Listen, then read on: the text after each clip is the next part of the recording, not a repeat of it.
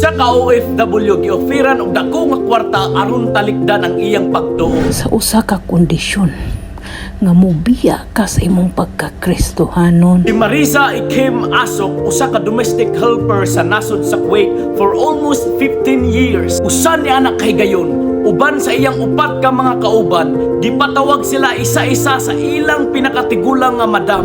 Doon na siya gaisulti nga wala kami nasayod ug unsay iyang tuyo. Nisulod ang una niyang kauban ug taod-taod ni gawas kini nga malipayon. Nisunod ang ikaduha ug malipayon lang gihapon. Ang ikatulo dayon ang ikaupat ug si Ma'am Marisa ang last nga nisulod. Ug didto akong nasayran nga ang tuyo day ni madam nag-offer siya og 200 dinar. Sa usa ka kondisyon nga mobiya ka sa imong pagkakristohanon. Ang value sa 200 dinar dinhi sa Pilipinas nagkantidad kini og 36,000 pesos. Ang akong tubag madam, I'm very sorry.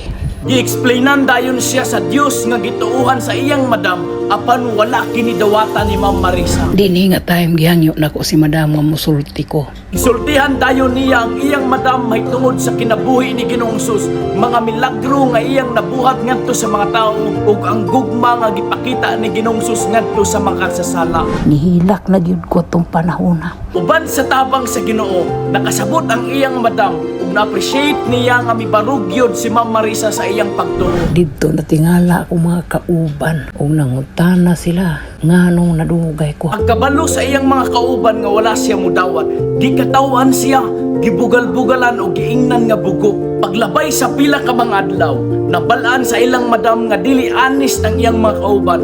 Busa ang 200 dinar gihatag ngadto kang Ma'am Marisa tungod kay na-amaze ang iyang madam kay sa tibuok niyang kinabuhi tanang mga trabahante ni dawat sa gi-offer nga kwarta apan si Ma'am Marisa nagpabilin og nibarugyod sa iyang gituohan nga Ginoo mao si Ginoong Hesus. Higalag igsuon kung ikaw di ay matinud-anon diha sa Ginoo, ang Ginoo pod matinud-anon nga mutabang nimo.